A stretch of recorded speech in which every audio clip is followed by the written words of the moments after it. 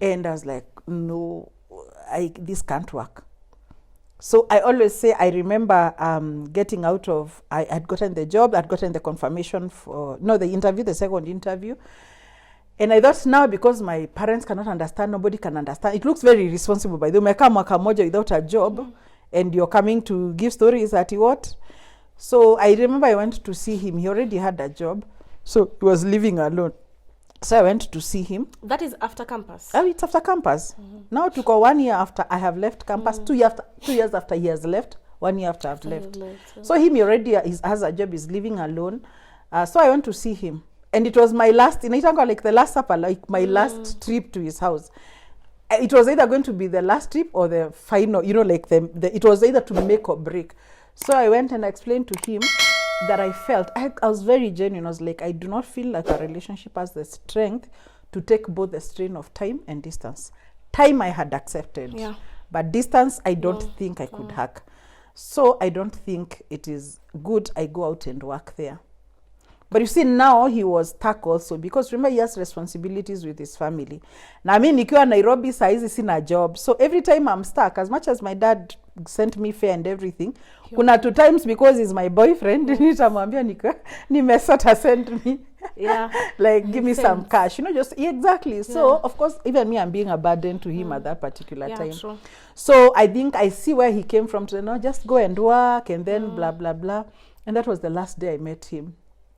That day I left his house crying, because I was like, it's done. It's as if my heart told myself, this relationship is done. Because now if he's let me go, I thought his son would hold on to me. But this is a growth. This is growth. Wewe ulikuwa ndako kukata job? Yes, mimi nataka kukata job ndio nikae Nairobi. I look for a job in Nairobi.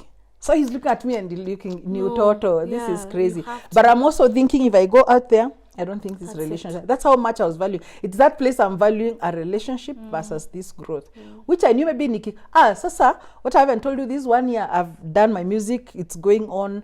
I've even done events, so I'm doing events, I'm doing to business. But I'm not doing this because I want it to do business all my life. I want something that can keep him going until I get a job. I know I'll get a job, but I want it around him, not out there. So anyway, so dejected, I realized I'm on my own. So I make my journey to the next day. I packed and went to Nanyuki. That's where my first job was. Timau, actually home. So then I reported. I remember I reported after Christmas. Like today, I celebrated Christmas at home. 26th, I reported. They were getting management trainees. And now that started a whole batch of my life again, a new life completely. So I'm in this farm in Timau. I normally try to think, it's very sarcastic. I don't know if it was God or the devil, but the unique thing about this farm I've gone to, it's a new farm. It's not exactly a new farm, but it's a new extension of a farm. So in this farm, remember those days we didn't have mobile phones. Okay, only very rich people had mobile phones. So they weren't there everywhere. So the only way I could reach anyone was through telephones, landlines. So the farm is new. It doesn't have landlines. It was like we used to walk 5 kilometers to the farm. So if you missed the vehicle to go to the farm, you would walk, I think, 2 hours. Like it was far uphill, Mount Kenya. Yeah. So I am there. So you wake up at 5 in the morning, you spend time in the farm, come back. Now, I'm usually thrilled by change. So one of the beautiful things that happened is I loved what I was doing. I really loved it. They made me an irrigation supervisor, working with boys all older than me, or vuta bangi water. So taming them was a challenge for me. And they would really mess me up. But I loved what I was doing. So I think that also took my mind, took my everything. But now 2 things are happening. I don't have fellowship. And I've lost touch with my boyfriend. Yeah. So I am out there naamka kila asubuhi naenda job tu narudi usiku umechoka. So like many times I wouldn't even eat. So maybe I just have bread and milk, drink it, sleep. I'll eat lunch at work. So that becomes a cycle. So the job fatigues you so much that you have nothing else but your life is at work. Now, I told you this is a new farm. They've employed everybody as a management trainee. They are mostly boys. The supervision was all boys, management. And I see, generally in life, I enjoy the the company of men than women generally in life, because just that I men are very factual, women are very gossipiers. Tell me about it. We are just born like that. So unless it's something as a story I'm really interested in, I'm not interested in mockery. Look at this, she's doing. But men are really, so I really enjoy company of men. So I was at my, I'm enjoying all these people. Now remember, we are all young. We just either left campus last year, about one last. So we are all in our early 20s. The oldest is probably in his 24, 25. We are all kids in that farm, basically. And of course, everybody's trying a luck with me.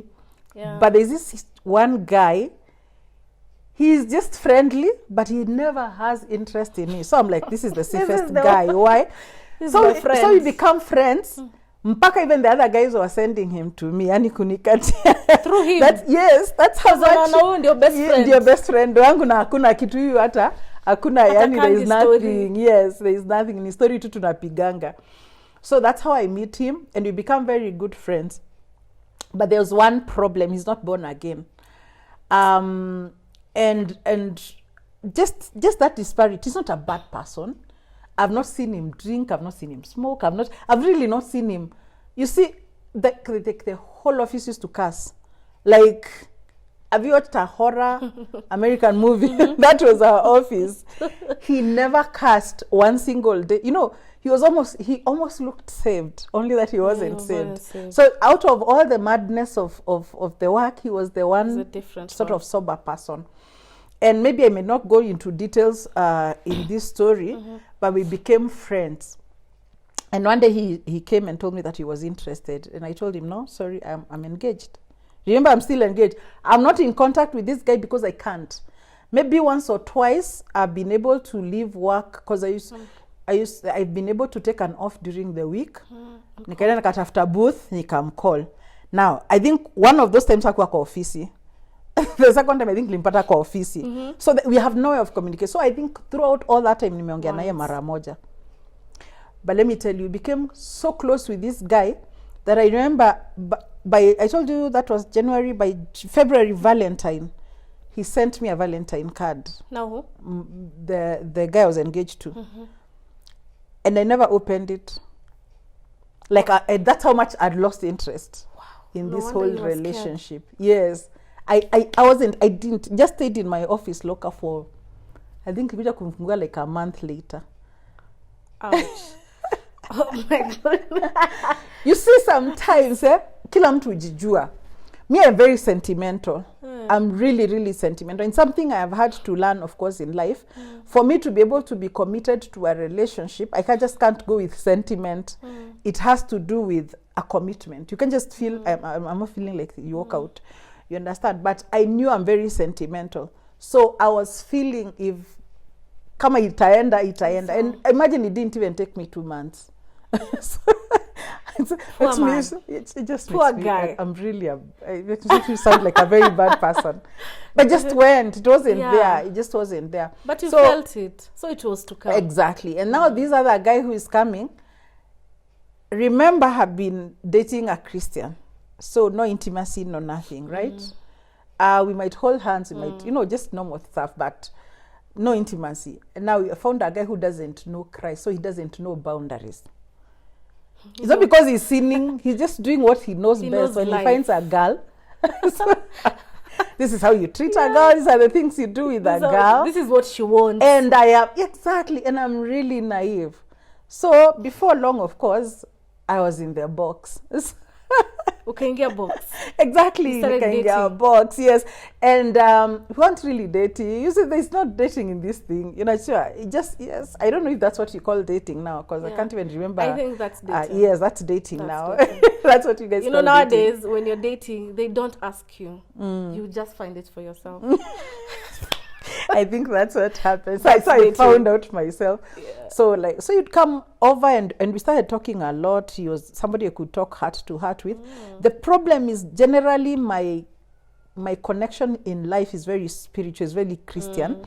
So there's this one key side that he cannot connect with me. Hata akitaka, you know, jua. Even I cannot, it's like my world. That's basically my world, but I can't explain it to him. So our relationship becomes quite shallow. Because I don't understand his world, he doesn't understand my world. But sort of we find a common place to work from.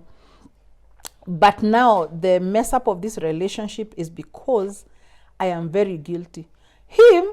He's found a girl, he likes her. We can live together or whatever you guys call dating. Yeah. Me, I already have grown up with this order, not only in church, not only in my family, not everything I know is that people get engaged, then get married and start living together. So it's like I'm being forced to live my life the opposite way. So the guilt won't let me go. You feel like you're doing the wrong thing. I knew I was doing the wrong thing, and I am fighting with it every single day. You understand? So apart from saying that I'm doing the wrong thing, hooking with an unbeliever, apart from, you know, now starting even having to stay sleep with him sometimes, I'm just on a roll down to hell in my mind. Yeah. And that basically in our times what we call backsliding. I've backslidden. I'm no longer in God and I'm not praying anymore. I'm not reading the Bible anymore. I'm too guilty. Yeah. You understand? It was basically off. I'm off the hook. And that's why I normally give the story when I share, every time I share about the abortion, is because I am at that place, I am a Christian leader, and I find myself pregnant. And I think, no. You know, like, it's like nimestuka. Like, sijui ni kuambiaje, it's the same way a pastor. Pregnant. It's naivety. You know, I wasn't planning. You see, I'm not planning these things. I'm not planning. I've never had sex before. So I'm not planning So nothing. the pregnancy is for him? Yes. How long ago? After how long? With him? Yeah. Just that month, I think, or the next month. I must have just survived 1 month, I think. And I was really afraid. Then the next month, I realized I'm pregnant. And the example I can give you right now is like a pastor mwenye anajulikana saizi, a mess up, ashike mimba na ako married, ashike mimba na msichana mwingine. You see now, how do we, that's sort of the gravity of the situation I'm in at that particular time. And instantly I think, no, I can't have this child. It's too messed up. Not because I want to continue being a Christian, but I'm thinking I'll muddy the church, the name of the church. I will muddy. This one is a mess up, Sasa. Were you still connected to your church at home? It isn't even so much my church at even home. Your family? Not really so much. Of course, yes, hata kama niko job, I'm still in good rapport with them. So the biggest thing hata si huku church ya home, part of, but mostly in church, the Christian Union Church. Because remember, I'm this person who tunaendaga ma crusade, tunahubiri, I'm the one preaching to everybody I know. So there are so many people who have come to Christ because of me. And I'm looking at those guys are like, wakisikia hii, they'll get discouraged, they'll never, unajua. So I'm sacrificing in the name of God. Like the most stupid thing I've ever done in life. Two wrongs. To help, exactly. Now I'm helping God. You know, I'm helping the church of Christ. Unajua. And that's how he goes, sees somebody. And I had that operation. And the reason I don't even want to go into it so much, it's detailed in my book. So, but the reason I don't want to go into that is that it's just a part of my life I don't want to go back to. It's just so painful. First of all, I never thought I would live alone having an abortion. I never thought I would have sex before marriage. So now, nimejipata, you know, sex. I would, one of the things I always wish is that I actually kept that pregnancy. Honestly, I think if I kept that pregnancy, my life wouldn't have gone downhill the much it did. Because you would have gone back home. Probably gone, not even gone, I'm working. Hakuna mtu anakufuza job because you're pregnant. So hata wewe going through that is because of the status and the name. Exactly, it's the status and the name I'm protecting here. So, and now the devil does that so that he catches me. Because now what people don't understand is once you do that, you're getting into a blood covenant. You've actually sacrificed a life. True. You understand? True. So it's a blood covenant. And I always remember, I remember finishing that operation and a woman, nikiamka, you know, when I'm getting out of anesthesia, I had a woman tell each other, ai, si wamemdanganya hata hakuna kitu. You understand? But I always believe because it was like super, super early. You understand? It's like super, super early. So what they do is they stop the process. It's what your what do you call it? P2s? Oh, yeah. P3, P, whatever. Those ones. What they do. P2.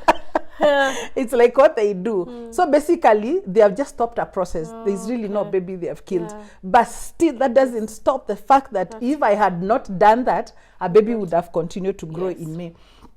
And I really don't want to go back to that place, because everything that went wrong in my life went wrong because of that one single time.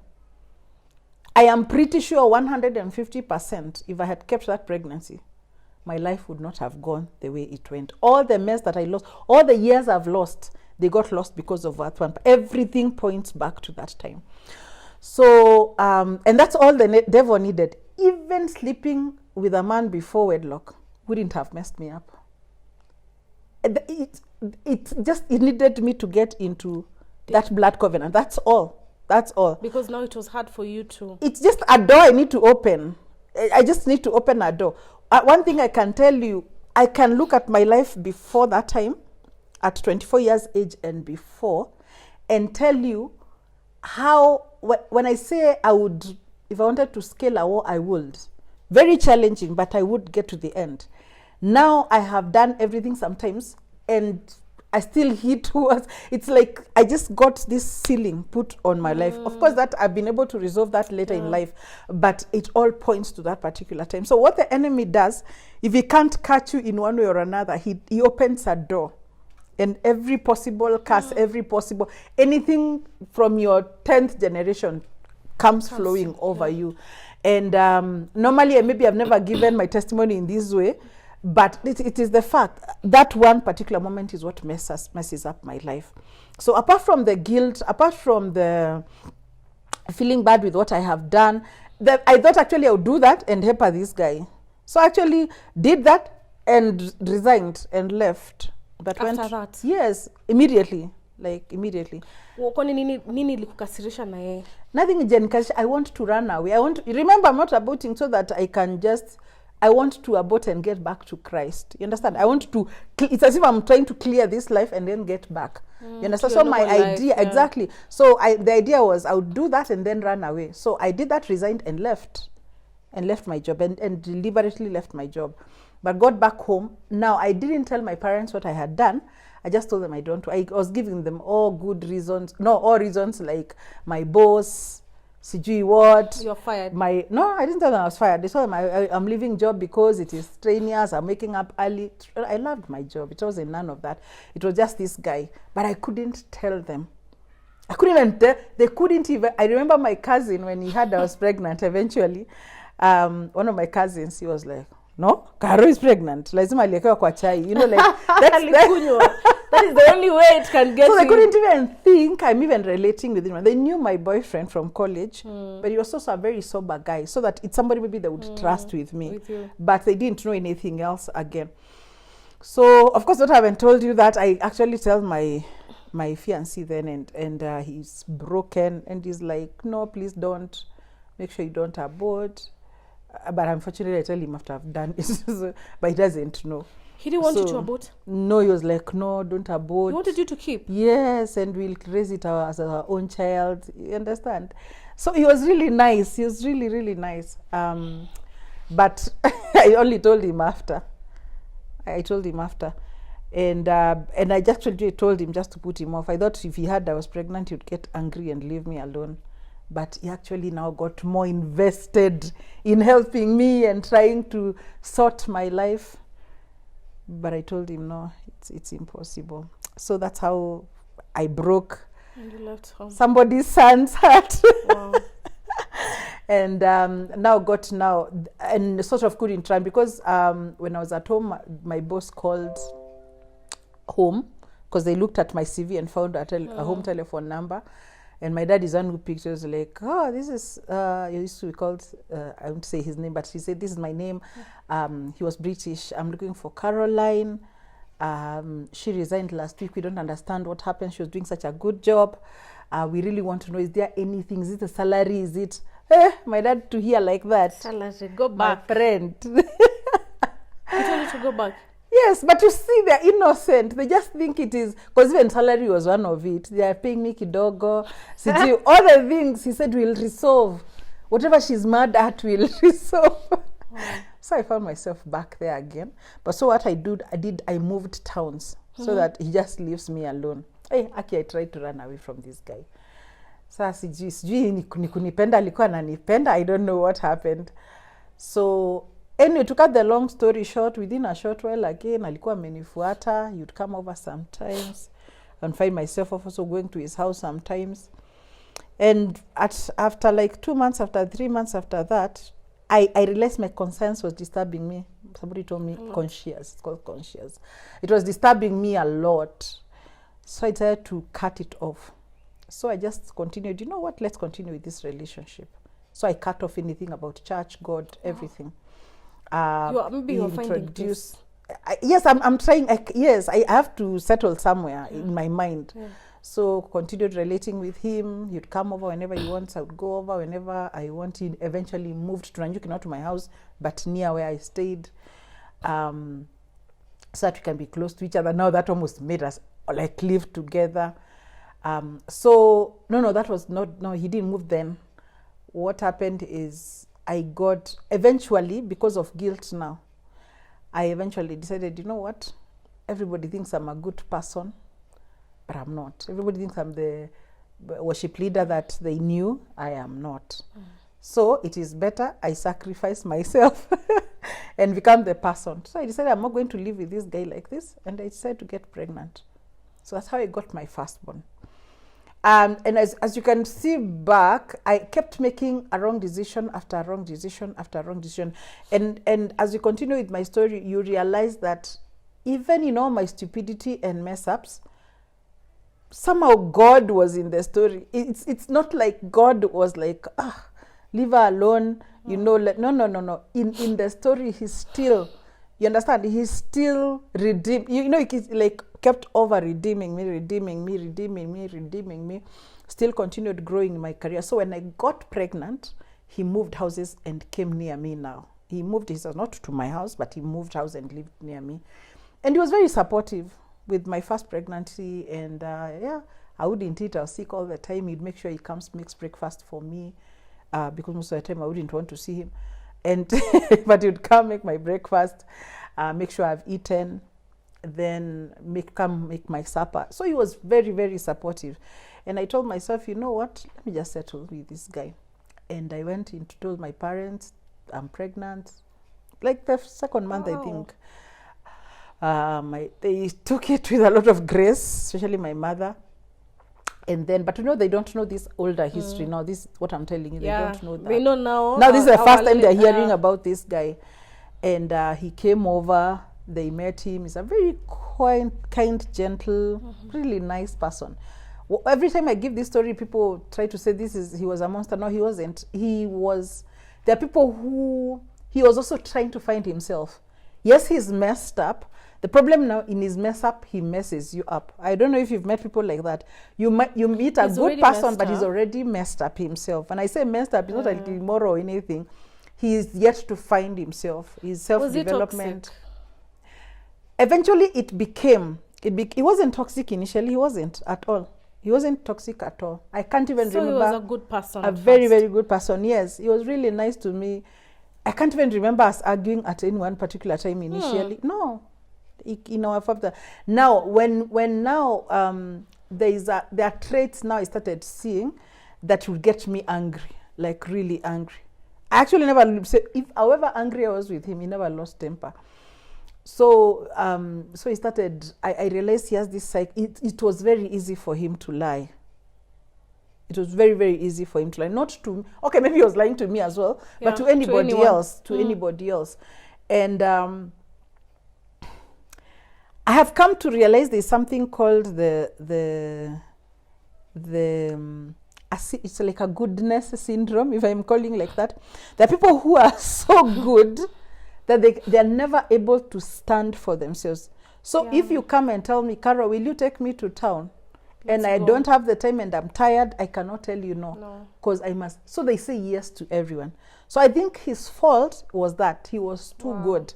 So if he went out to a club and boys told him, no, you have to drink, and I hated him drinking, he would drink, and he knows he'll come back home and I'll be so angry about it, But he was not able to say no. No, he's not able to say no to it. So I think all the messes he got himself into was because he could never say no to it. So what happens if you're the spouse of such a person, or a sister, or a family member? You're the one who gets hurt most, because now they will not tell no to everybody else, but now they will have to hurt you, because they can't hurt anybody else out there.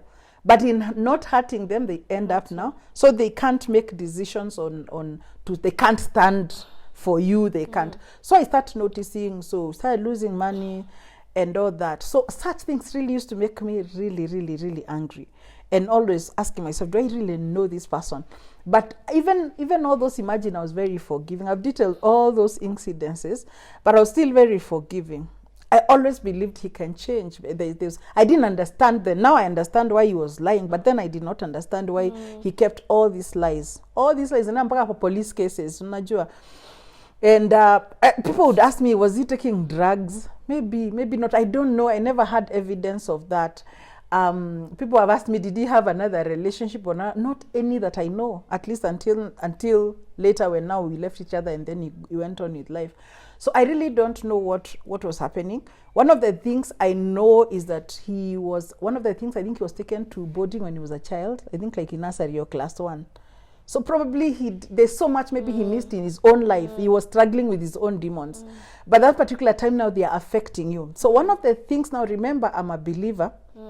And I want, sawa, nimemess up, nimepata mtoto, nimepata mimba, but I want to now let us get married properly. So that is top priority for me. But not because he can't face issues. He didn't even tell his family about me. So all this time when you were pregnant, you have never gone to his place? I eventually did. I eventually did go when I was like 3 months pregnant. I forced him. I had to. He knew if we don't go home, he'll lose me. It. Yes. So that's why I'm saying the strength. So he couldn't face his mother and tell him, I have a girl. Now, I don't know why he thought the mother would not accept me because I was from another tribe. Maybe the background. So you told us that he was from a struggling family. No, my fiancé. This one was okay. They are okay. They are really okay. It's an okay family. Almost sort of even our own family set up. So I don't really know why he was struggling. Also because we were young, maybe he thought the mother would think he's too young. I don't know. I don't know, but he couldn't face. But he kept lying to me that even mom said hi. Even the lies that people are being told even now. Oh my God. My mom is saying hi. My mom wants to see you. Wapi. Maybe he didn't want to get to make the mother angry. Yes, that's what I'm saying. He can't face people. He can't face conflict. So, but me, I'm like, here, I am pregnant. I'm going to have a child. And I know. So, I think that December, I forced him to go home. I literally forced him. He knew to spend a nyumbani, I'm not having her. So we went, we visited home. Tukifika home, even he was telling me, Aki, mom can't wait to see you.